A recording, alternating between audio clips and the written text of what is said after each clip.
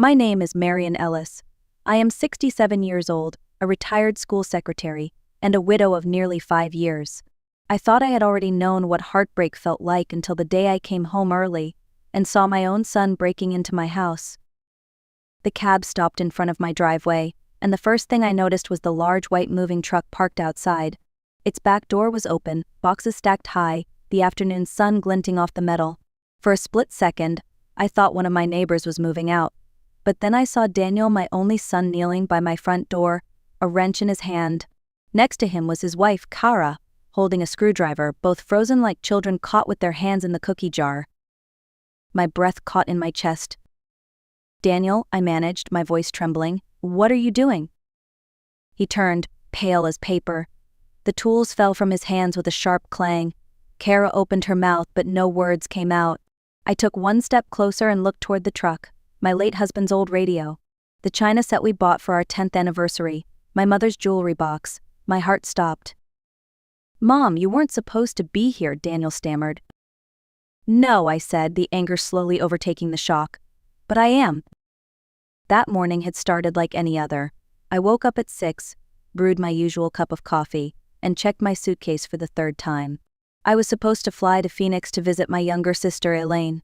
She had been calling me for months, insisting I needed a change of scenery. "Marian, you've been cooped up in that house for too long," she'd say. "Come stay with me for a couple of weeks, clear your mind." I finally agreed. After all, it had been years since I'd left Cleveland for anything other than doctor's appointments or grocery runs. The house, though filled with memories of my late husband, started to feel like a cage. I packed light, a few dresses, a photo of Richard, my favorite book. The airport was crowded as usual.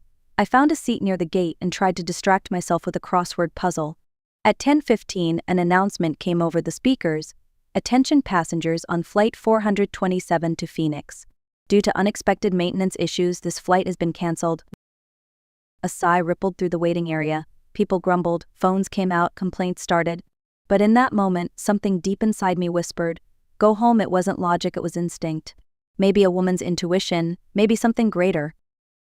I called a cab and rode back through familiar streets. The maple trees had begun to turn gold, the same color as Richard's hair used to be. I looked out the window, uneasy, though I couldn't explain why.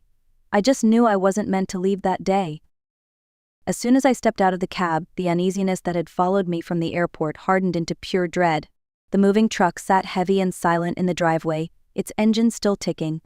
The afternoon air felt colder than it should have been. I pulled my suitcase along the walkway, every step slower than the last. Daniel was crouched low by the lock, focused, unaware of my presence. Kara's head snapped up first, her eyes widening in disbelief. "Mom?" she gasped, her voice cracking. Daniel turned and froze, the wrench slipping from his hand and clattering onto the steps. For a moment, none of us spoke. The only sound was the echo of that wrench rolling in the dirt. "What are you doing?" I asked, my tone calm but trembling underneath. "Mom, please let me explain," Daniel said quickly, his voice hollow. "Explain?" I took a step forward. "Why are you trying to break into my home?" Kara stepped forward, stammering, "We were just helping." "Helping?" I cut her off. "By breaking the lock." My eyes moved toward the open truck, where I could see my dining room chairs, the small side table Richard had refinished, and a pile of boxes labeled kitchen. My heart pounded so hard it drowned out the sound of the passing cars. "Mom, you weren't supposed to be back yet," Daniel finally whispered. "Clearly," I said, my voice tightening. "And what was supposed to happen while I was gone?"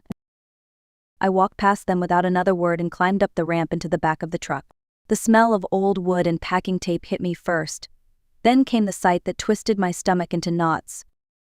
There, stacked and wrapped in blankets, were the pieces of my life, my wedding china, Richard's radio, the crystal figurines that had belonged to my grandmother.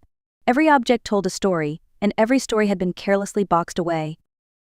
I turned slowly toward Daniel and Kara, who stood at the base of the ramp looking like two strangers I'd never met. "How long?" I asked quietly. "How long have you been planning this?" Kara lowered her eyes. Daniel rubbed the back of his neck, unable to meet my gaze. "Mom, it's not what you think," he started, voice cracking. "Oh, isn't it?" I said, gesturing around me. "Because what I think is that my own son was stealing from me." "We needed help," he blurted. Things have been rough, we thought. You thought I'd never know, I interrupted, the words sharp as glass. You thought you could take what you wanted, and I'd come home to an empty house. I pointed toward a box near the front of the truck. Is this the first time? Silence. Answer me, Daniel. He swallowed hard, then nodded slowly. No, Mom, we came a few times before, when you were out. My chest ached, and every time you took a little more. I stepped down from the truck, my pulse racing, but my voice stayed steady. You're not touching another thing, I said. Not until someone else is here to see this. Kara's eyes widened. What do you mean, someone else? I mean a witness. I pulled my phone from my purse and scrolled to Nora Whitfield's number. Nora had lived 2 doors down for 20 years. She was practical, sharp, and didn't miss a detail. When she answered, I tried to keep my voice calm.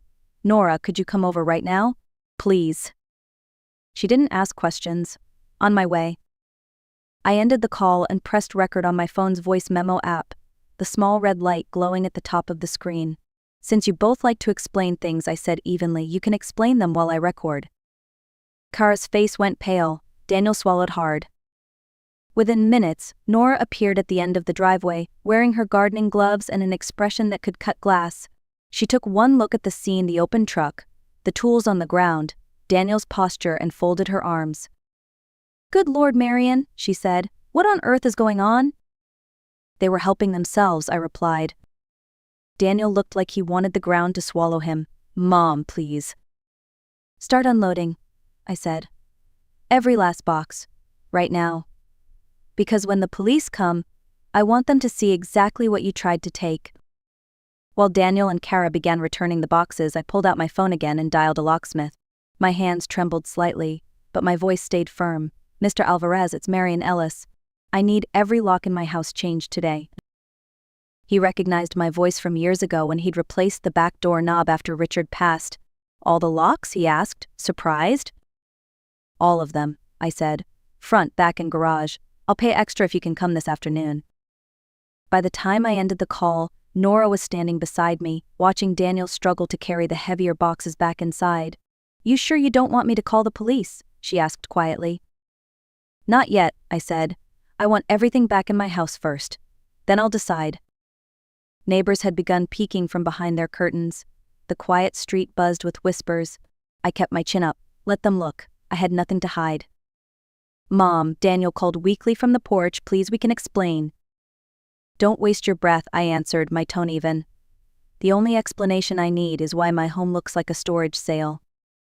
Mr. Alvarez arrived 40 minutes later in a white van. He gave me a sympathetic look as I handed him the keys. Just change them all, I repeated. I want new ones before sunset. It was the first decision that day that made me feel safe again. The next morning, after a night of little sleep, I called my lawyer, Thomas Greer. I'd worked with him years ago when Richard and I drew up our wills. He answered on the second ring, his voice calm and professional as always. Marion, what happened? He asked after I gave him a brief summary. I need to make sure my son can't touch anything that belongs to me ever again, I said. When I arrived at his downtown office, he listened as I told him everything from the canceled flight to the moving truck to Daniel's confession. I could see disbelief in his eyes, but he didn't interrupt. When I was finished, he took a deep breath and asked for my power of attorney documents. I handed him the folder I had signed 2 years earlier after my hip surgery. He frowned as he read. Marion, this power of attorney gives Daniel nearly full control of your assets, he said slowly. Bank accounts, property transfers, even real estate sales. It's far broader than what's normally used for a temporary medical recovery. My stomach dropped. He told me it was just so he could pay my bills while I was healing. Thomas looked at me sympathetically. Unfortunately, this would allow him to sell your home without needing your direct approval. We need to revoke it immediately. He began typing a new document right there in front of me. Once we file this, Daniel loses all legal authority.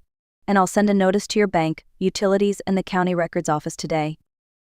For the first time since the confrontation, I felt the faintest trace of control return. A week passed before Daniel reached out. He called one evening, his voice tight, the kind that comes from rehearsing excuses. I let it ring twice before picking up. Mom, he said softly, can we talk? I didn't answer right away. Finally, I said, you can talk. I'll listen. He started with the story he'd been hiding. He'd lost his job 8 months ago, not 3 as he'd told me before. The severance had run out, and the bills had piled up. He tried to make it sound like desperation, not deception. I thought I could fix things before you found out, he said. Then Kara started pushing. She said we could sell a few of your things just until we caught up. Kara suggested that, I asked quietly. He hesitated. She said the house was worth a fortune, that you didn't need all that space. She found someone who could handle the paperwork if we used the power of attorney. The words made my skin crawl. Handle the paperwork. I repeated. You mean sell my home behind my back? Mom, I swear I didn't agree to that. I didn't stop her from talking about it. For a long moment I said nothing. I could hear his breathing on the other end, uneven like a boy waiting for punishment. Daniel, I said finally, I raised you to ask for help, not to steal it. You chose silence over honesty. He started to cry then, quietly the way grown men do when they're too ashamed to make noise. But I didn't comfort him. Some lessons had to settle in the silence they created. The next day I met with Thomas again. I told him about Daniel's call and his so-called explanation. He listened quietly, then opened a new file on his computer. Marion, he said, we can turn this into a legal restitution agreement. It's not about revenge, it's about accountability. He explained that the document would list every stolen item, its estimated value, and the total Daniel owed. It would give him 30 days to pay or face criminal charges. He would also have to sign before a notary, ensuring that the agreement was legally binding. It sounded cold but necessary. I nodded. Do it. 2 days later, Daniel came to Thomas's office. He looked exhausted, dark circles under his eyes, hands trembling. He didn't argue, didn't even look up while Thomas read the terms aloud. When it was time to sign, he did so quietly, his pen scratching across the paper like a confession. When the notary stamped the final page, Thomas slid me a copy. This gives you full protection, he said. If he fails to pay, we proceed immediately. Daniel turned toward me, eyes red. I'll make it right, Mom, he said, his voice barely above a whisper. I held the paper close to my chest. You'll make it legal first, I replied. For the first time in weeks, I walked out of an office feeling steady, not happy, not forgiving, but safe.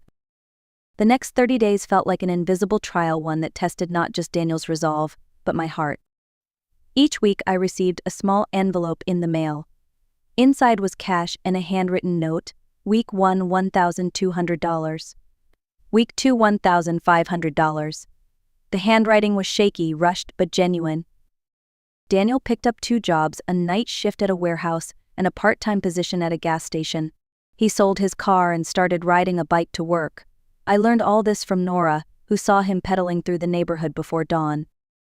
Kara, on the other hand, disappeared from sight. A few neighbors mentioned she'd moved back to her sister's place. I didn't ask questions. Some silence is better than truth. Each time I opened those envelopes, I felt both pride and pain. Pride that he was trying, pain that it had come to this. I kept every note in a drawer by my bed, a strange kind of diary documenting his penance. At night, sleep was hard to come by. I would sit by the window watching the porch light flicker, thinking about the fine line between justice and forgiveness. One evening, Nora joined me for tea. She looked at the stack of envelopes and said softly, "Justice and family aren't enemies, Marion. But they're not twins either." Her words sank deep. I realized she was right. Punishing Daniel wouldn't bring peace, but pretending nothing happened would only open the door for it to happen again. By the end of the month, Daniel had paid back nearly $10,000. The house was quiet again, but my heart hadn't settled on what to do next. Not yet. On the 30th day, Daniel showed up at my door. He looked thinner, his clothes worn, and his hands rough from long hours of work. He carried a small brown envelope and set it on the porch railing. "There's $10,000 in there," he said quietly. "It's everything I could manage." I nodded but didn't reach for it right away. "Do you know what hurts the most, Daniel? It's not the money. It's the fact that you thought I'd never find out that you thought you had the right." He lowered his eyes. "I don't have any excuses left, Mom. I just want to make things right." I took a slow breath. "Then here's how you start. The rest of what you owe will be repaid in time, but not with money. You'll do repairs around the house, drive me to appointments, and have dinner with me once a week. And there will be no more keys. You visit only when invited. One mistake and I press charges. Do you understand?" He nodded, his throat tight. I understand. For the first time, I saw something in his eyes that hadn't been there before: humility, maybe even remorse. He reached for a hug, but I stepped back. Not yet, I said softly. Trust isn't built in a single day. It's earned back piece by piece.